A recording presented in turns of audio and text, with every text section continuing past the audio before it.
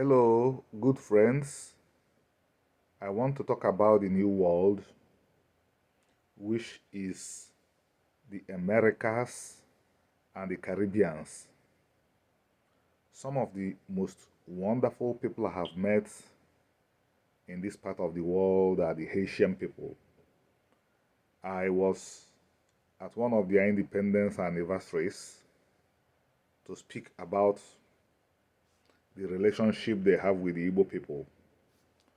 The one that I was most familiar with was their help when largely the leadership of most countries in the world abandoned the Igbo people during the tragedy of Biafra. Haiti was one of the countries that said gross injustice was happening. We have to recognize these people so that they will have a voice that will argue on their behalf in international circles. So I accepted to speak to the Haitians, and it was a reunion of sorts. I used that opportunity to thank them and to tell them that Igbo people have not forgotten. I reminded them about the role of the Igbos when the great earthquake took place in Haiti, rendered hundreds of thousands homeless. The delegation was led by our Peter Obi. The Igbos raised a very good amount of money, gave them to these friends, brothers and sisters that did not turn their backs during our greatest hour of need. And some of the faces I saw there were like mine. Some of the mannerisms were like mine.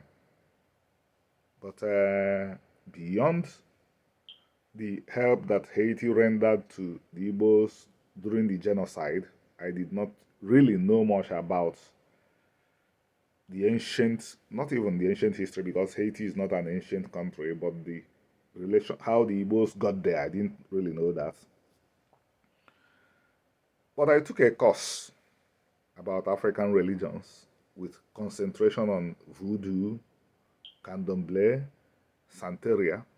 And the guy that taught this course was wonderfully proficient, a Ghanaian. He made a statement that impressed me so much that I felt was necessary to be investigated. He said that voodoo and these other diasporic religions also invented or produced by Africans, by enslaved Africans, Africans in bondage, borrowed, or not even borrowed since it was their religions, took things from all the religions that the Africans came with. In very serious curiosity, I began to look at these religions. After a very long period of investigation, I was skeptical because I was expecting to see some rituals of Omenan. I mean, when I talk about rituals, the religious things we do, when I did not find them, because I trusted the judgment of this professor, I did not dismiss what he said, but I decided to keep on looking. A few days ago, I read something that joggled my mind again. What did I read? What I read was that the enslaved Igbos were largely behind most of the rebellions during slavery. Then I began to think, who were likely to be behind the revolution in Haiti? Igbos were likely to be behind it because the Igbo people detested bondage so much. Pre-colonialism and Christianity, let's concentrate on pre-colonialism. There was not a single prison cell in Igbo land. If you committed the worst of crimes, which was murder, it was a life for a life. But if you go beyond murder, if you go less than murder and do manslaughter, you have to leave the community for 7 years.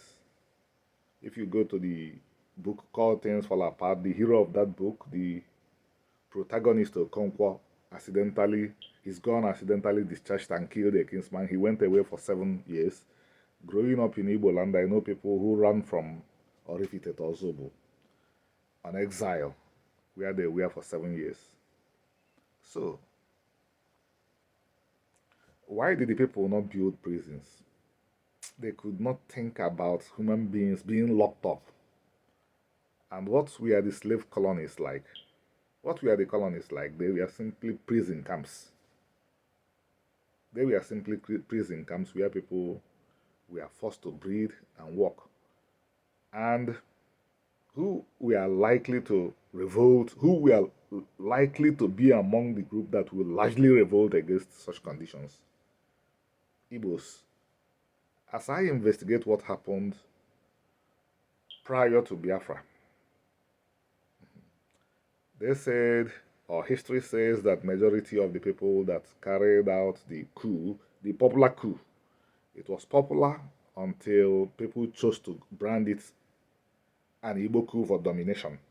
There were Yorubas, there were TV, there were even Hausa Fulani, and the Igbos all working together to remove a government that was oppressive. But the officer corps, the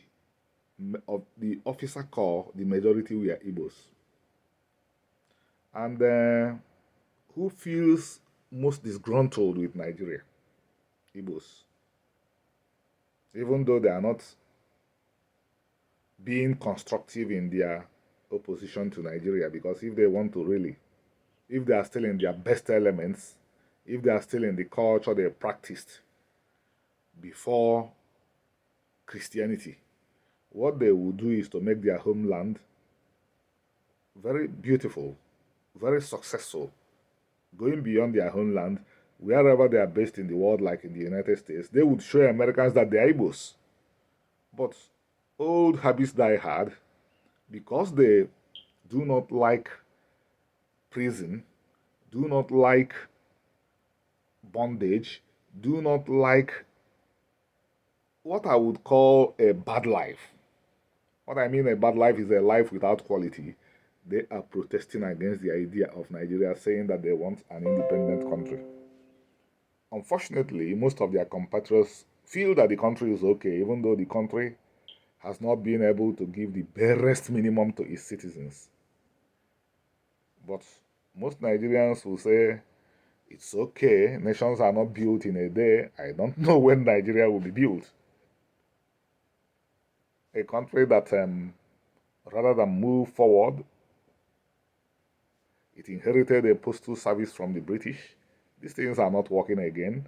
When I was growing up, water was running in compounds. These things have largely disappeared. There were roads. I was hearing about trunk A road, trunk B, trunk C. These things don't hardly exist again. The jungle is reclaiming everything, but most Nigerians still feel it's okay. And Igbos protest. But as I said, and very important that I reiterate this, Igbos just protest because it is their culture to protest against things that are not of good quality. Not that the Igbos today also recognize what is good. Because if they recognize what is good, we would see the effects of the recognition in places like America, where there are at least 1 million Igbos, but who have not in any way